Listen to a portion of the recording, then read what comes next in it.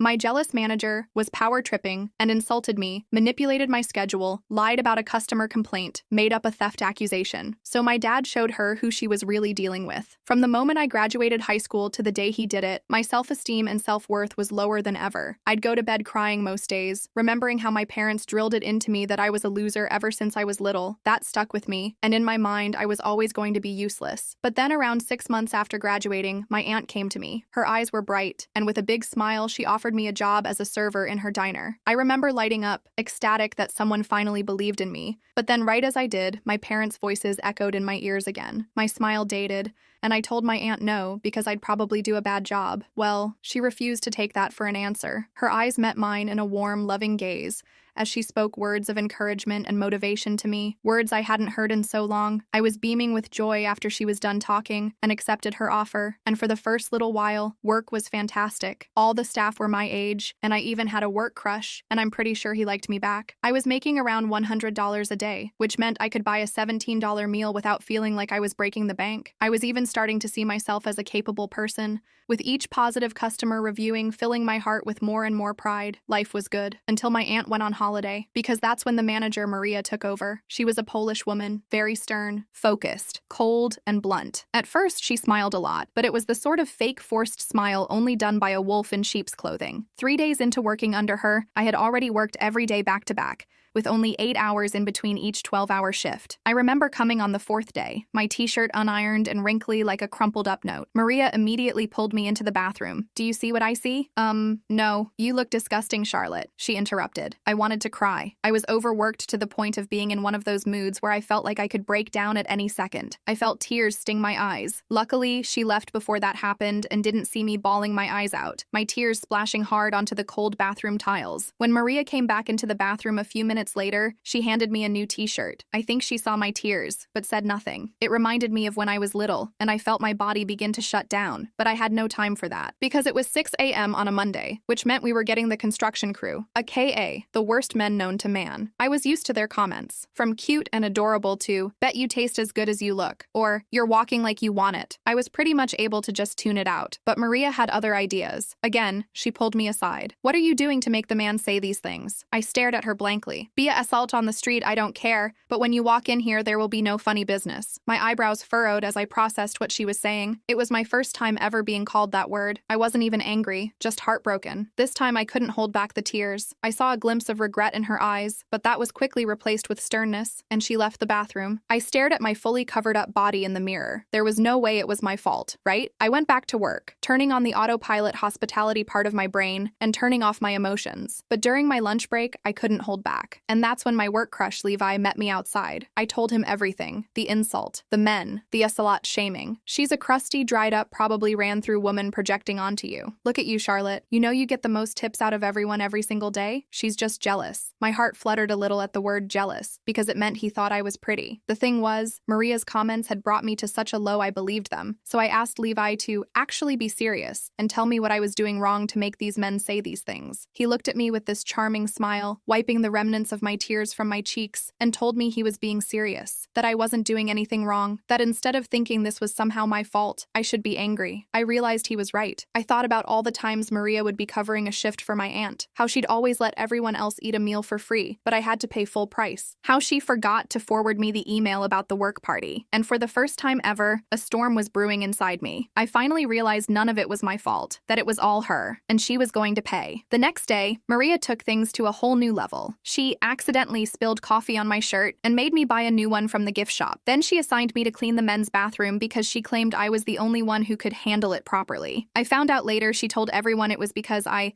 liked being around men so much. When my break came, I texted my dad about what was happening. He's always been super protective of me, especially since Mom passed away. Within 5 minutes, he called me back, sounding furious. "You want me to come down there? I'll set this woman straight," he growled into the phone. I almost said yes, but then I remembered how Aunt Karen trusted Maria. I didn't didn't want to mess things up for her business. No, Dad, I'll handle it. I just needed to vent. You're sure? Because I could be there in 20 minutes. I'm sure. Love you. I hung up feeling a little braver. I decided I'd document everything Maria did from now on. Maybe I couldn't confront her directly, but I could at least keep track of all her BS until Aunt Karen came back from her vacation and could see the truth for herself. Little did I know, things were about to get so much worse. The next morning, my alarm blared at 4:30 a.m. Another early shift. I dragged myself out of bed feeling like absolute garbage. My body ached from being on my feet for 12 hours the day before, and all I wanted was to pull the covers over my head and sleep until noon. But I couldn't afford to miss work. Aunt Karen trusted me, and honestly, I needed the money. I forced myself into the shower, hoping the hot water would wake me up. While getting dressed, I triple-checked my uniform. Shirt properly ironed? Check. Pants free of wrinkles? Check. Hair neatly pulled back? Check. I wasn't giving Maria any ammunition today. I got to the diner 15 minutes early, thinking that would impress her. Nope. She barely acknowledged me when I walked in, just glanced at her watch with this annoying little smirk like she was disappointed I wasn't even earlier. Charlotte, you're on register today, she announced, not even looking at me. Register duty was the worst. No tips, just standing in one spot for hours pushing buttons while everyone else made money. I hadn't been on register since my first week of training. But I'm always on tables, I said, trying to keep my voice steady. Not today, Maria replied, walking away before I could argue. I looked over at Levi, who was setting up the coffee station. He shrugged sympathetically, but couldn't say anything with Maria right there. The morning dragged by, painfully slow. I watched as Levi and the other servers hustled around making good tips while I stood there like an idiot. The construction guys came in as usual, but this time they seemed disappointed I wasn't serving them. Small victories, I guess. Around 10 a.m., Maria disappeared into the office. As soon as she was gone, Levi came up to the register. You know she's only doing this because you made $200 in tips yesterday, right? He whispered. What? How do you know how much I made? She was going through the tip reports last night. I overheard her telling Cook Mike that you were stealing all the good customers from everyone else. I felt my face getting hot. The tip reports were supposed to be private. Each server reported their own tips at the end of shift for tax purposes. Maria had no business sharing that information with anyone. During my break, I added this to my growing list of Maria's BS that I was keeping in my phone. The list was getting pretty long already. Called me a slut, blamed me for customer harassment, excluded me from work events, made me pay for meals, spilled coffee on me accidentally, made me clean men's bathroom as punishment, looked through my private tip reports, shared my earnings with other staff, moved me to register to prevent tips. I was so focused on my list that I didn't notice Maria standing behind me until she spoke. What are you writing about me? I nearly jumped out of my skin, fumbling to lock my phone. Nothing, just checking messages. She didn't believe me for a second. Give me your phone. What? No, that's my personal property. You're on company time. If you're texting instead of working, I have a right to know. This was complete BS, and I knew it. My break doesn't end for 5 more minutes, I said, showing her the time. Maria's eyes narrowed. Fine. When you're done with your very important texting, the trash needs to be taken out. Taking out the trash wasn't part of the register person's job, but I wasn't about to argue. As soon as she left, I texted Levi. She almost saw my list about her. He texted back immediately. Be careful. She's on warpath today. The next few days followed the same pattern. Maria would give me the worst jobs, the worst shifts, and find any excuse to criticize me. On Wednesday, she claimed a customer complained that I was rude, but wouldn't tell me which customer or what I supposedly did. On Thursday, she couldn't find my time card and tried to claim I was an hour late when I definitely wasn't. By Friday, I was at my breaking point. I hadn't made decent tips all week because she kept me off tables. I was exhausted from working split shifts that had me coming in from 6 a.m. to 10 a.m. and then again from 4 p.m. to 10 p.m., which meant I basically couldn't do anything else with my day but go home and nap before coming back. I decided to call Aunt Karen, vacation or not. This was getting ridiculous. But when I tried her number, it went straight to voicemail. I forgot she mentioned something about poor reception at the beach resort. When I got to work Friday morning, Maria had a smug look on her face that instantly made my stomach drop. Charlotte, could you come into the office, please? I followed her, already feeling like I was going to throw up. The office was really just a small room with a desk and computer where Aunt Karen did paperwork and kept the safe. Maria closed the door behind us and sat at my aunt's desk like she owned the place. We need to discuss your performance, she said, pulling out a folder. I've been documenting some concerning behaviors. My jaw literally dropped. She was documenting me? What behaviors? I asked, trying to keep my voice from shaking. Tardiness, rudeness to customers, dress code violations, and most concerning, she paused dramatically. Suspected theft? theft, I practically shouted. I have never stolen anything in my life. Maria opened the folder and pulled out a printout of the register totals. Yesterday's register was short $50. You were on register duty all morning. That's impossible, I said, my mind racing. I double count everything. The register was balanced when I signed out for lunch. Well, when I counted at closing, it was short, Maria said with fake sympathy. I'm not accusing you directly, but you were responsible for that register. I knew exactly what she was doing. She was setting me up to get fired. My eyes started to burn with tears of frustration, but I refused to cry in front of her again. I want to talk to Aunt Karen, I said firmly. Karen is on vacation, and she left me in charge. I've already emailed her about the situation, Maria replied, looking way too pleased with herself. For now, I think it's best if you take a few days off while we sort this out. She was suspending me over something I didn't do. I stormed out of the office, grabbed my bag, and left without saying goodbye to anyone. I was so angry I could barely see straight. As soon as I got to my car, I burst into tears. How was this happening? I finally had a job I liked, with people I liked, and this woman was ruining everything. My phone buzzed with a text from Levi. What happened? I was typing out a response when another text came through. Never mind. Maria just announced you're suspended for stealing from register. I know that's BS. I called him immediately, and thankfully he answered. I explained everything through my tears. This is insane, Levi said, sounding genuinely angry. Maria's been gunning for you since day one, but this is crossing a line. What am I supposed to do? I asked, wiping my face. Aunt Karen won't be back for another week, and Maria's probably telling her I'm a thief right now. I don't know yet, but we'll figure it out. I'm off at 3. Can I come over after? The thought of Levi coming to my house made me nervous, but in a good way. Yeah, that would be great. I'll text you my address. I spent the next several hours alternating between crying, raging, and staring at my phone, hoping Aunt Karen would call. By the time Levi showed up at my door, I was emotionally exhausted. I brought reinforcements, he said, holding up a bag of takeout from our competitor diner down the street, and information. We sat at my kitchen table, and he filled me in on what had happened after I left. Apparently, Maria had gathered everyone together and announced that I was suspended pending an investigation into missing funds. She made it sound like this had been happening for weeks and they'd finally caught me. But here's the thing, Levi said, leaning forward. Mike from the kitchen said he saw Maria messing with the register after you left for lunch yesterday. He thought she was just doing a midday count, but now he's not so sure. My heart started racing. So she set me up. She actually took money from the register to frame me? I think so. Levi nodded. And I also think you're not the first person she's done this to. He pulled out his phone and showed me a Facebook post from 6 months ago. It was from a girl named Amanda who used to work at the diner before I started. Her post complained about being fired for something she didn't do, and how the new manager had it out for her from day one. This sounds exactly like what's happening to you, Levi said. I bet Maria's been doing this for a while, getting rid of servers she sees as competition or threats. But why? I asked. What does she gain from it? Levi hesitated. I think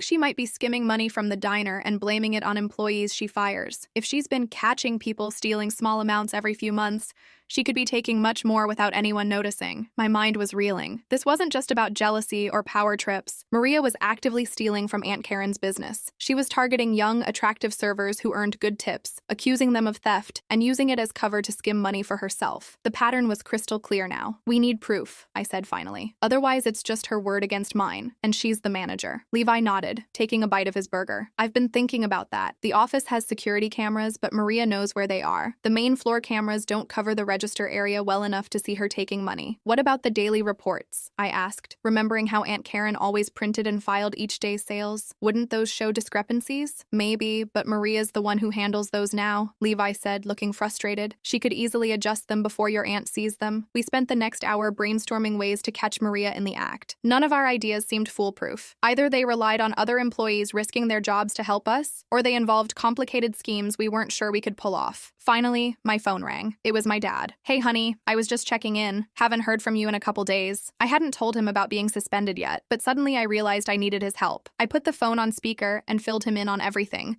with Levi occasionally adding details. When I finished, my dad was silent for a moment. Then he said, "This woman accused my daughter of stealing and suspended her without proof?" "Yes," I admitted, "and I don't know what to do, Dad. I'll tell you what we're going to do," he said, his voice deadly calm in that way that always meant trouble for whoever had upset him. "First, we're going to document everything. Then we're going to set a trap." My dad worked in risk management for a bank, so he knew a thing or two about catching people who were stealing money. He walked us through a plan that was so simple it just might work. The next morning, I went to to the diner during Saturday breakfast rush, their busiest time. I knew Maria wouldn't make a scene with so many customers around. I spotted Levi immediately, and he gave me a subtle nod. I walked straight up to Maria, who was seating customers. Her face went from professional smile to cold glare in an instant. "Charlotte, you're not supposed to be here," she hissed. "I forgot my jacket in the break room yesterday," I said loudly enough for nearby customers to hear. "I just need to grab it and I'll leave." She couldn't exactly say no without looking suspicious, so she reluctantly nodded. "Be quick about it." I went to the break room, taking my time. When I came out, my dad was at the counter talking to Maria, just as we'd planned. From my position, I could see his phone on the counter, recording their entire conversation. "I'm Charlotte's father," he was saying. "I'm concerned about these allegations against my daughter." Maria looked uncomfortable but maintained her professional demeanor. "I understand your concern, but this is a private business matter that should be discussed with the owner. My sister is on vacation," my dad said smoothly. "And since you've accused my daughter of theft, I think I deserve some answers now." Maria's eyes widened slightly. She hadn't known Aunt Karen was my dad's sister. I never accused her directly. The register was simply short, and she was responsible for it. "How much was missing exactly?" my dad asked, slipping into his professional investigator voice. $50, Maria said firmly. "And you counted the register yourself?" "Yes, of course. Both before and after Charlotte's shift?" Maria hesitated.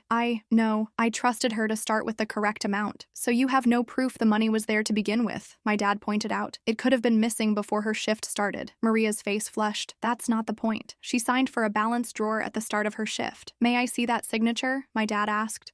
We don't have formal signatures, just initials on the daily report." My dad nodded, as if this confirmed something. "I see. And where are these reports kept?" "In the office, of course. Would you mind showing me yesterday's report? Since my niece owns this establishment, I'm sure she wouldn't mind me reviewing financial documents in her absence." Maria was trapped. If she refused, she'd look suspicious. If she showed him, he might spot inconsistencies in her record-keeping. I'll need to check with Karen first," she stammered. "By all means," my dad said pleasantly. "Call her right now. I'm happy to wait." Maria knew Aunt Karen wasn't answering her phone consistently. She was cornered. Just then, Cook Mike appeared at the pass-through window. "Maria, can I talk to you about yesterday's register count?" Maria's face went ghost white. She looked like she was about to bolt for the door. "What do you mean?" she asked Mike, her voice all shaky. "I saw you counting the register yesterday after Charlotte left," Mike said, wiping his hands on his apron. "You pulled out some bills and put them in your pocket. I thought you were making change or something." Oh, my God. Mike had actually seen her stealing. I couldn't believe our luck. I was standing there with my mouth hanging open while my dad smoothly pulled out a chair. "Why don't we all sit down and discuss this?" he suggested in that super calm voice that somehow made it clear he wasn't actually making a suggestion. Maria's eyes darted around the diner like a cornered animal. The breakfast rush was in full swing, with customers everywhere. She couldn't make a scene. "This is ridiculous," she sputtered. "Mike is obviously confused." "I know what I saw," Mike insisted, crossing his arms. He was this big burly guy with tattoos up and down his arms. Nobody messed with Mike. And it wasn't the first time either. My dad pulled out his phone and stopped the recording. "I think we should continue this conversation in the office, where it's more private." Maria reluctantly led us to the office, probably because she didn't know what else to do. Levi caught my eye as we walked past, and I gave him a tiny nod. Our plan was working even better than we'd hoped. Once we were in the office, my dad went straight into investigator mode. "Maria,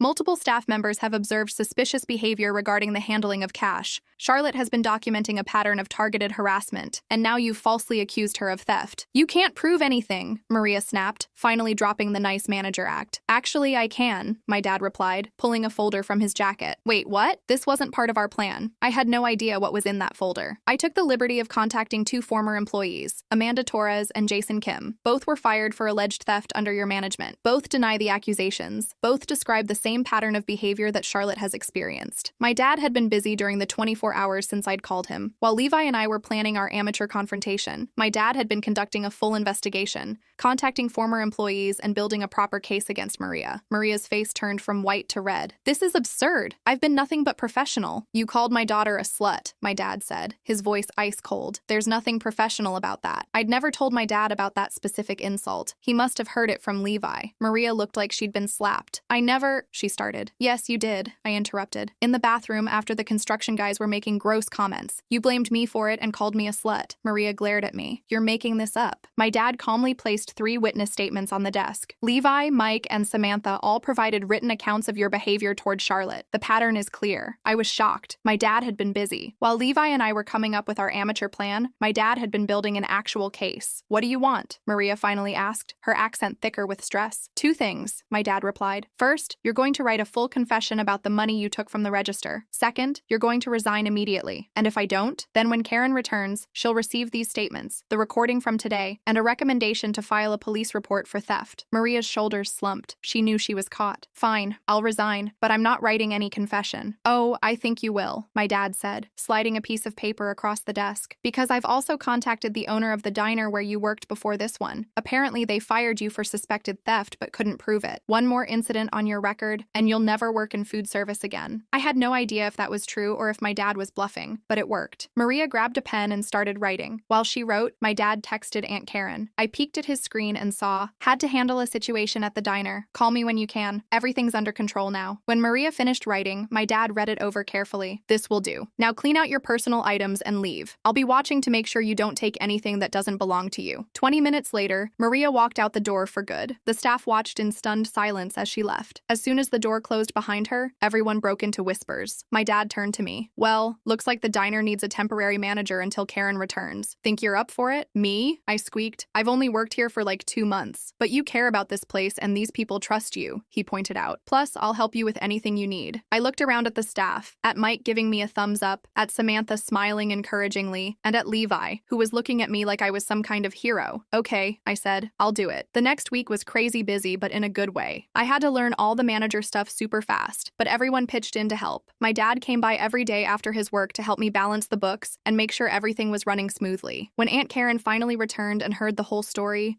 she was furious about Maria, but proud of me for standing up for myself. She officially promoted me to assistant manager, with a real salary and everything. You've got good instincts, she told me, and the staff respects you. That's not something you can teach. I felt my self-esteem growing stronger every day. The brain fog that had plagued me since high school gradually lifted as I threw myself into learning every aspect of running the diner. Oh, and Levi finally asked me out properly. We went to dinner at this fancy Italian place where he couldn't stop telling me how amazing I'd been handling everything. Our first kiss happened in the parking lot afterward, and it was definitely worth the wait. Sometimes I think about how close I came to letting Maria destroy my confidence all over again. If I hadn't fought back, if Levi hadn't encouraged me, if my dad hadn't swooped in with his investigator skills, who knows where I'd be now. Instead, here I am 6 months later, helping Aunt Karen open a second location. The brain fog is completely gone. Turns out I'm actually really good at something after all, and that something might just become my career. Maria? Last I heard, she moved to another state. Hopefully she's not terrorizing some other poor server somewhere, but if she is, I hope they fight back too.